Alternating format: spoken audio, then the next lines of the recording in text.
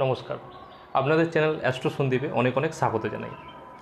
আজকে বন্ধুরা আমি কথা বলবো মিথুন রাশির জাতক বা জাতিকাদের জন্য মে মাসের রাশিফল কেমন হতে চলেছে, নবগ্রহের কী স্থিতি আপনাদের জন্মকুণ্ডলিতে থাকছে, সারা মাসটা আপনারা কীরকম প্রভাব কীরকম ফল আপনারা দেখতে পাবেন, সেই বিষয়ে আজকের ভিডিওতে বিস্তারিতভাবে একদম ডেপথে আলোচনা করব। এবং বন্ধুরা ভিডিও শেষে কী উপায় করবেন সে বিষয়েও আমি জানাবো, তাই ভিডিওটি সম্পূর্ণ শেষ পর্যন্ত অবশ্যই দেখবেন। এবং বন্ধুরা চ্যানেলে যদি প্রথমবার এসে থাকেন চ্যানেলটি প্লিজ সাবস্ক্রাইব করে দেবেন এবং পাশে থাকা যে বেল আইকনটি আছে সেটি অলে করে দেবেন, তাহলে আমি যখনই নতুন ভিডিও আপলোড করব তার তৎক্ষণাৎ নোটিফিকেশান কিন্তু আপনারা পেয়ে যাবেন। এবং আপনারা যদি ব্যক্তিগতভাবে আমার কাছে জন্মকুণ্ডলী পরামর্শ করাতে চান, চ্যানেল ও ভিডিওর ডেসক্রিপশানে দেওয়া নাম্বারে যোগাযোগ করবেন। আচ্ছা, সবার প্রথমে নবগ্রহের কী স্থিতি আপনাদের জন্মকুণ্ডলিতে থাকছে পুরো মাসটায় সেটা দেখে নেওয়া যাক। বন্ধুরা সবার প্রথমে আপনাদের যে লগ্নস্থান প্রথম হাউস, সেই প্রথম হাউসে বৃহস্পতি থাকবে, পুরো বছরটাই বৃহস্পতি থাকছে। কেতু আছে থার্ড হাউসে, রাহু থাকবে নবমে, শনি মঙ্গল দশম স্থানে এবং সূর্য বুধ একাদশ স্থানে, আর শুক্র হচ্ছে আপনাদের দ্বাদশ স্থানে। বন্ধুরা সবার প্রথমে আপনাদের হেলথ কেমন থাকছে সেই বিষয়ে জানব। তো বন্ধুরা প্রথম হাউস, ফার্স্ট হাউস আমাদের হেলথ, আমাদের ইমিউনিটিকে কিন্তু রিপ্রেজেন্ট করে, তার সাথে আমাদের ব্যক্তিত্বকেও কিন্তু রিপ্রেজেন্ট করে। আর সেই প্রথম ঘরে বৃহস্পতি এখন কিন্তু বসে আছে, উপস্থিত আছে। তো সেই জন্য বৃহস্পতি এখানে যে উপস্থিত আছে, তো বৃহস্পতি জ্যোতিষে মানা হয় বৃহস্পতি যে হাউসে আসে সেই হাউসকে ড্যামেজ করে, যে হাউসকে দৃষ্টি দেয় সেই হাউসকে কিন্তু বৃদ্ধি করে। তো এখানে আপনাদের যদি এখানে বৃহস্পতি দেবকে, বৃহস্পতি গ্রহকে যদি আপনারা একটু সন্তুষ্ট করেন, তো এখানে হেলথ আপনাদের কিন্তু কোনো কিছু প্রবলেম হবে না। তবে এখানে বৃহস্পতি যেহেতু একটা সাত্ত্বিক, একটা শুভ গ্রহ, তো সেই জন্য আপনাদের একটু শরীরে মেদ একটু বাড়তে পারে, একটু চর্বি একটু বাড়তে পারে, একটু মোটাপা বাড়তে পারে। এছাড়া কিন্তু সেরকম কিছু হেলথ আপনাদের প্রবলেম হবে না।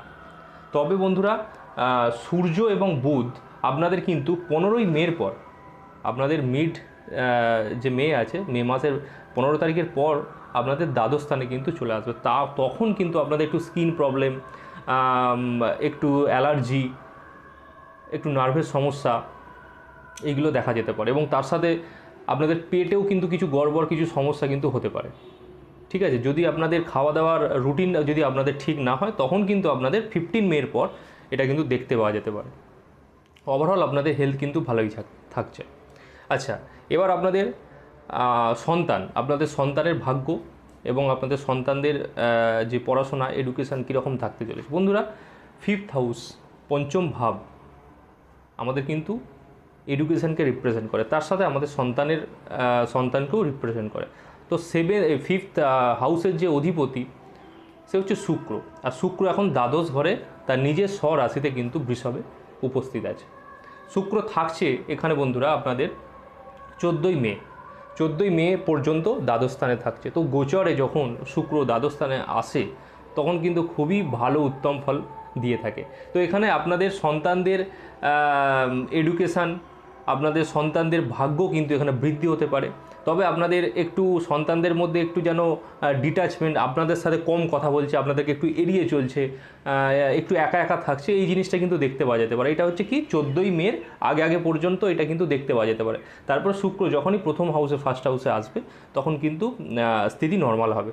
তবে এডুকেশান, সন্তানদের যদি কোনো নতুন জায়গায় অ্যাডমিশান নিতে চায় বা নতুন কলেজে কোনো জায়গায় যদি জয়েন করতে চায়, তো সেখানের জন্য কিন্তু খুব ভালো সিচুয়েশান, ভালো।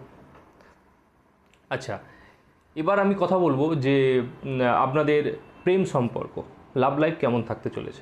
বন্ধুরা পঞ্চম ভাব, ফিফথ হাউস আমাদের কিন্তু প্রেম সম্পর্ককে রিপ্রেজেন্ট করে, আর সেই ফিফথ লর্ড এখন দ্বাদশ ঘরে আছে। তো সেই জন্য আপনাদের কিন্তু রোম্যান্টিক সিচুয়েশান কিন্তু আসতে চলেছে আপনাদের কিন্তু এই পুরো মাসটা। কারণ শুক্র যখন ফার্স্ট হাউসে আসবে 14ই মের পর, তখন কিন্তু সে তার মিত্র রাশিতেই কিন্তু আসছে, মিথুন রাশি, তার একটা মিত্র গ্রহের রাশি। তো সেই জন্য পুরো মাসটা কিন্তু আপনাদের একটা রোম্যান্টিক সিচুয়েশান একটা থাকবে। আপনাদের যে লাভ পার্টনার আছে তার সাথে আপনাদের রিলেশনশিপ কিন্তু খুব ভালোই থাকছে, আন্ডারস্ট্যান্ডিং ভালো থাকছে। তবে ট্রাভেল, একসাথে কোথাও কোনো তীর্থস্থান যাওয়া বা কোনো জায়গায় ভ্রমণ, কোথাও ঘুরতে যাওয়া, এগুলো কিন্তু হতেই পারে।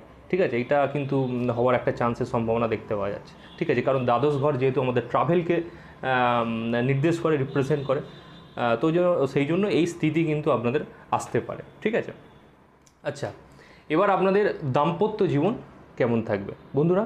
7th হাউস, এই যে জন্মকুণ্ডলীর 7th হাউস আমাদের স্পাউস এবং তার সাথে আমাদের দাম্পত্য জীবনকেও কিন্তু রিপ্রেজেন্ট করে।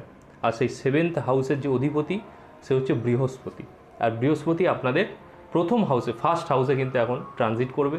তো সেই জন্য দাম্পত্য জীবনে তো দেখতেই পাবেন যে আপনাদের স্পাউস কিন্তু আপনাদের জন্য অনেক করছে, অনেক সেবা করছে। আপনাদের যে সমস্যা আপনাদের জীবনে যে চলছে তাতে ছোটো ছোটো আপনাদের অ্যাডভাইস দিচ্ছে, আপনাদেরকে সব জায়গা থেকে গাইড করার চেষ্টা করছে, সেই প্রবলেম থেকে দূরে আনা, সেই প্রবলেম থেকে বার করার আপনাদের কিন্তু স্পাউস চেষ্টা করছে আপনাদের।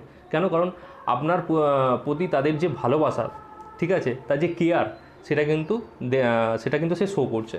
তো সেই জন্য বৃহস্পতি যেহেতু এখানে আপনাদের প্রথম স্থানে আছে, তো দাম্পত্য জীবন আপনাদের খুব ভালোই থাকবে। তবে আপনাদের কিন্তু স্পাউসকে রেসপেক্ট দিন, তাকে মর্যাদা দিন, তার কিন্তু আপনাদের কেয়ার করতে হবে, কারণ সে তো করছেই, তার সাথে আপনিও যদি তাকে এইগুলো দেখান, তার রেসপেক্ট করেন, দেখবেন সে মনে মনে কিন্তু অনেক খুশি থাকবে। ঠিক আছে, আচ্ছা, এবার কথা বলবো যে আপনাদের চাকরি, বিজনেস এবং তার সাথে আপনাদের ভাগ্য কেমন থাকছে। বন্ধুরা, ভাগ্যের কথা প্রথমে বলি। তো এখানে 5th হাউস, এখানে 9th হাউস, নবম ঘর হচ্ছে আমাদের ভাগ্যকে, আমাদের ফরচুনকে কিন্তু রিপ্রেজেন্ট করে। আর সেই নবম ঘরে রাহু আছে। তো রাহু যখনই ট্রানজিটে নবম ঘরে আসে, তখন হঠাৎ করে ভাগ্যের বৃদ্ধি এটা কিন্তু দেখতে পাওয়া গেছে। এটা আমাদের যে পারাশর ঋষি বলেন যে নবমে যখন গোচরবশ রাহু উপস্থিত হয়, তো তখন ভাগ্যের বৃদ্ধি হঠাৎ করে হয়। তো সেজন্য ভাগ্য, আপনারা কোনো যদি প্রপার্টি কিনতে চান, কোনো ভেহিকেল কিনতে চান, জায়গা জমি কিনতে চান, ঘর বাড়িতে কোনো কনস্ট্রাকশন করাতে চান, তো সিচুয়েশান, এই সময়টা কিন্তু আপনাদের খুবই ভালো। আপনারা চোখ বুঝিয়ে করতে পারেন। কোনো জায়গাতে ইনভেস্ট করতে চান, সেই জায়গায় কিন্তু আপনারা করতে পারেন। আপনাদের ভাগ্য কিন্তু আপনাদের সাথ দেবে। এবং কেতু এখানে 3rd হাউসে বসে আছে, তো তার মানে এখানে আপনাদের বন্ধুদের থেকে কিন্তু আপনারা লাভ পাবেন। তার সাথে সূর্য এখানে একাদশ স্থানে বসে আছে, কোনো গুরুজনদের থেকে, কোনো আপনাদের থেকে এজে ম্যাচিওর কোনো ব্যক্তির থেকে আপনারা লাভ পাবেন। ভ্রমণ হবে আপনাদের, বন্ধুদের থেকে লাভ পাবেন, নতুন নতুন বস্ত্র আপনাদের মানে কিনবেন। ঠিক আছে, এবং তার সাথে খাওয়া দাওয়া, ঘোরাঘুরি, এনজয়মেন্ট, এগুলো কিন্তু হবেই। যেহেতু এখানে সূর্য একাদশে আছে এবং রাহু এখানে নবমে আছে, কেতু এখানে 3rd হাউসে উপস্থিত আছে। তো এখানে আপনাদের ভাগ্য খুব ভালো থাকতে চলেছে।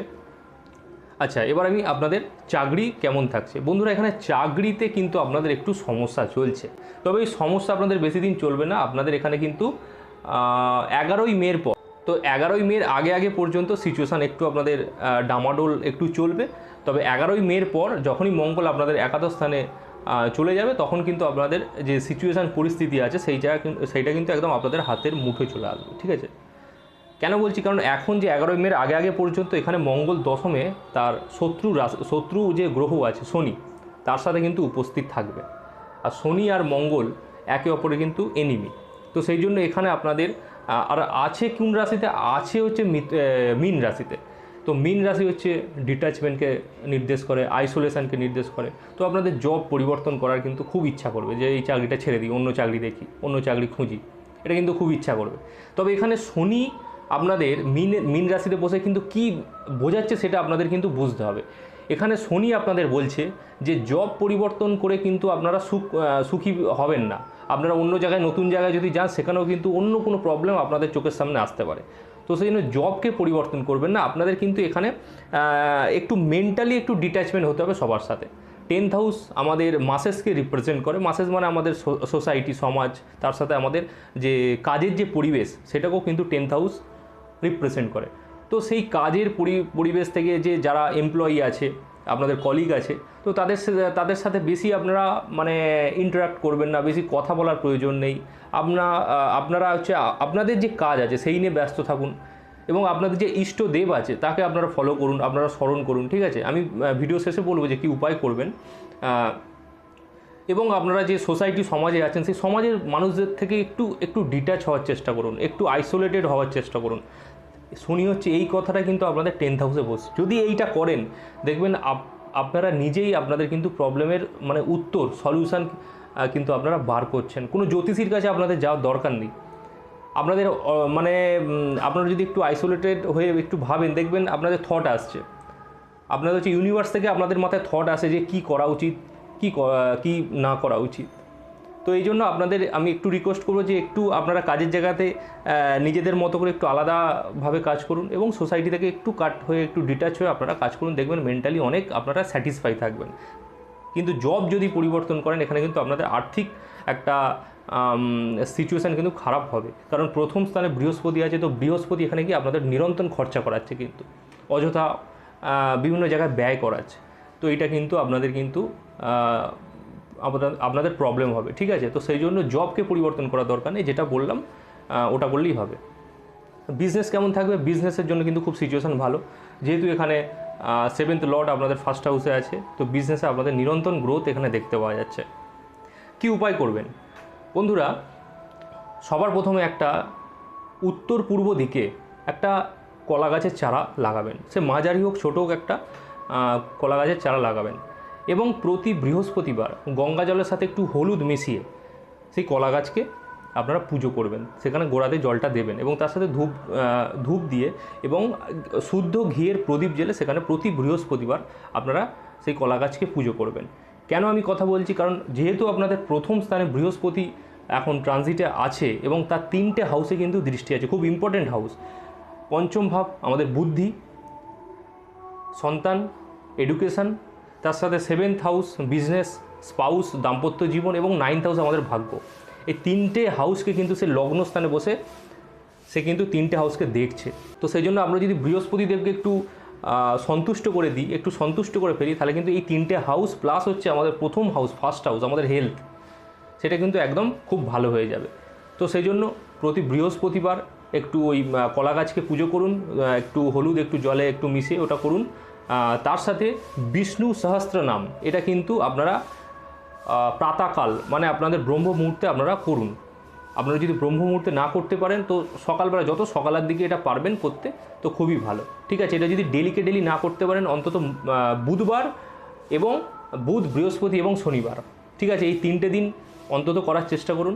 এবং তার সাথে বন্ধুরা আপনাদের প্রতি সোমবার শিবের পুজো আপনাদের করতে হবে, ফুল বেলপাতা দিয়ে বা গঙ্গা জল দিয়ে আপনারা তাকে অভিষেক করতে পারেন, বা ফুল বেলপাতা দিয়ে আপনারা কিন্তু তার পুজো করতে পারেন। তাহলে প্রতি সোমবার যদি আপনারা শিবের পুজো করেন এবং তার সাথে বিষ্ণু সহস্র নাম ডেলি পাঠ করেন এবং তার সাথে ওই কলা গাছ উত্তর পূর্ব দিকে বসিয়ে সেই কলা গাছকে যদি প্রতি বৃহস্পতিবার পুজো করেন, দেখবেন আপনাদের যে এত বাধা, এত সমস্যা, আর্থিক সমস্যা, কাজের জায়গায় এত সমস্যা, চতুর্দিকে এত যে সমস্যা আসছে, সেগুলো একদমই কেটে যাবে বন্ধুরা। এটা করুন। তো আজকের জন্য এতটুকুই। ভিডিওটি কেমন লাগলো কমেন্ট করে অবশ্যই জানাবেন এবং চ্যানেলে প্রথমবার আসলে চ্যানেলটি প্লিজ সাবস্ক্রাইব করে দেবেন। দেখা করছি পরের ভিডিওতে, ততক্ষণ ভালো থাকবেন, সুস্থ থাকবেন। হর হর মহাদেব।